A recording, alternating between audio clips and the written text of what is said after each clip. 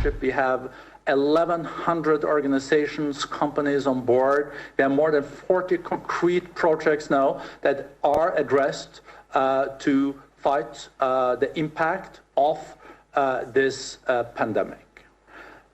Very, very pleased to again see you, Prime Minister Imran Khan. Last time we had the dialogue was in Davos. We did not expect that this new decade was going to start this way. Thank you for joining us, and also thank you for being willing to share with us how this situation looks from Islamabad, from Pakistan, and the measures that you are taking. Prime Minister, welcome. Thank you very much. Well, let me just say that the experience of the developed world is completely different to what we are facing in the developing world. And in countries like India, Pakistan, Bangladesh, specifically the Indian subcontinent, our experience is somewhat different. Firstly, the speed at which COVID-19 spread in Europe and in the United States, we are not experiencing that same sort of speed. On the other hand, we are still facing rising number of cases, and we still haven't reached our peak here. But from day one, the difference between, say, what we've seen in Europe and in the United States, and in fact even in China, the difference is that we had to face this twin challenge. One was to stem the growth of the virus, so hence the lockdown. But the bigger challenge, and increasingly in our countries, the bigger challenge is how to mitigate the effects of lockdown on our population with this rising poverty. To give people an example of what we are facing in Pakistan, and I think it's the same sort of situation in India and possibly in Bangladesh. In Pakistan, we have 25 million workers who are either daily wages or get paid weekly or are self-employed. So when we locked down like the whole of the world to stop the spread of the virus, all these people became unemployed. And when you're talking about 25 million workers, you're talking about 25 million families. And actually it has affected round about almost 120, 150 million people. And these 120 and 50 million people face stark poverty.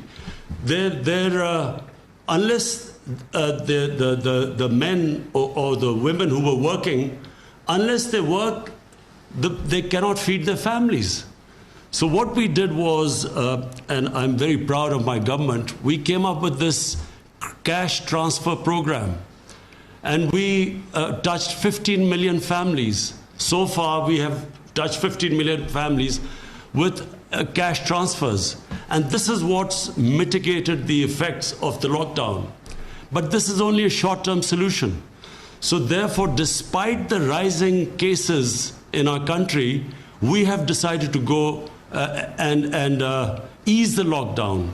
We have started to open up our businesses, construction industry, so that people can find employment. Because there's no way the government can give handouts to so many people. And because of this huge numbers of the informal economy, the only way we can reach our people is by allowing them to work. So here we face this dilemma. One, we still have a problem of growing cases, and we still have to be careful about the spread of the virus. But on the other hand, unless we open up our economy, we have millions facing starvation. And this is not the problem faced in the Western countries, but the Western countries also face this problem, this balance between now saving the economy and at the same time worrying about, even if the cases are going down, they're worrying about in case there's a spike. So the way forward, we have, this year we have, as a country, as a nation, we realize that we have to live with this virus. At least until a vaccine comes out, we feel that this year we just have to learn how to live with it and balance this. So to balance this, what we have raised a volunteer force of 1 million volunteers who will help the administration, because the administration is already overburdened. The law enforcement agencies, they've become overburdened by trying to impose a lockdown. So we decided that the only way is that have a volunteer force, let the administration do the normal work and the police, while this volunteer force goes and encourages people to not to have gatherings, and when they go to work, have these SOPs so that they at least try and keep the social distancing. So this year we feel that we have a very tough year to balance this act. We have suffered economically. Just before this COVID-19 hit us, we had managed to balance our twin budgets, the current account deficit and the fiscal deficit. After a very painful series of reforms, we had just about balanced and were thinking of the economy of growing. And so it's hit us at the worst time. But what we feel is that the coming year is not just a challenge for Pakistan. We all know it's a global challenge. And what we feel is that there has to be a lot more interaction between the countries in dealing with this challenge than has been so far. Understandably, because when it hit the countries, it's quite unprecedented, the measures that took. So every country looked inside, became insular. But I feel eventually we are all connected, and the response has to be global. There has to be a way of picking up countries which are struggling right now, and especially in the developing world. I've spoken to the Ethiopian Prime Minister, the Egyptian President, Nigerian Prime Minister. All of them are facing similar problems to what we are facing. Falling exports, the export orders have gone down because obviously the problems faced by the global community. But also additionally, we face the problems of falling remittances.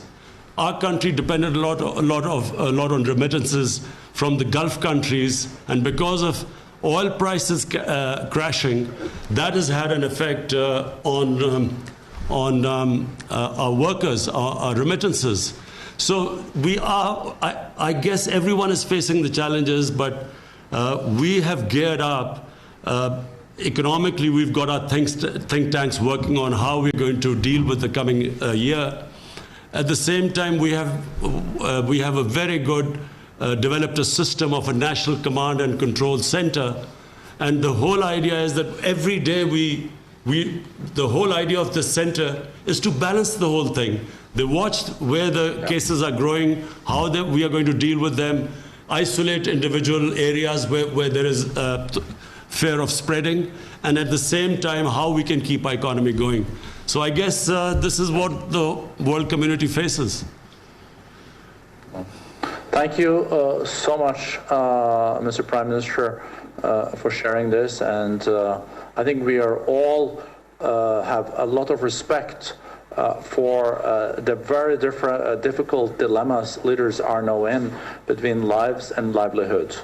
And especially in poor countries, this is really a huge task. And as you underlined, when we met in Davos, we thought the global economy was going to grow with 3% this year, and now it's going to contract with 5%. So this will have huge impact.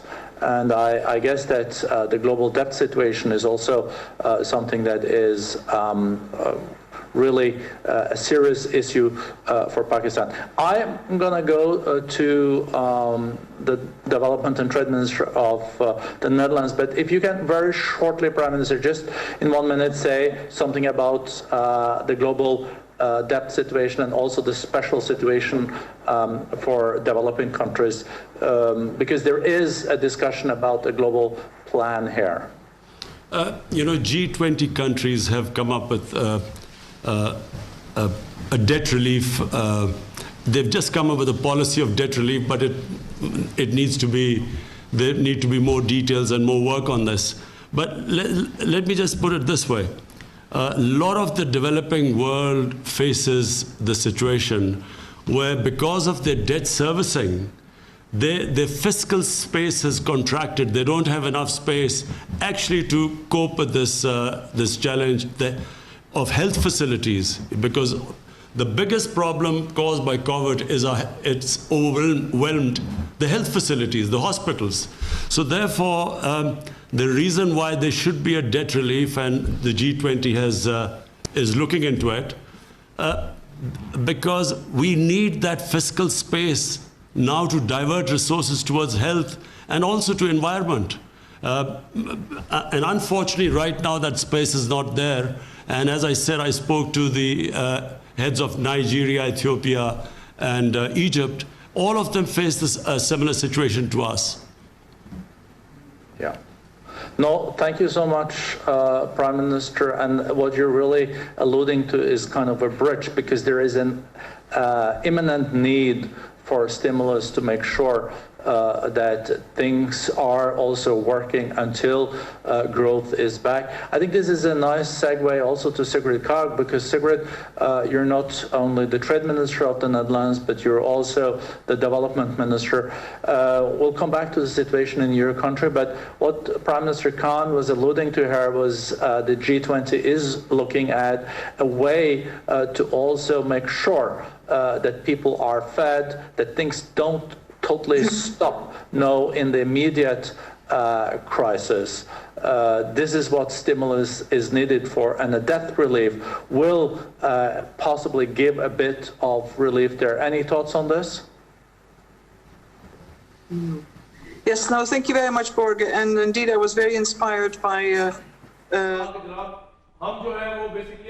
आलमी इक़्तिसादी forum के Covid action platform से वज़ीर आज़म Imran Khan video link के जरिए खिताब कर रहे थे। उन्होंने बताया कि पाकिस्तान में केसेस की तादाद में इजाफा हो रहा है।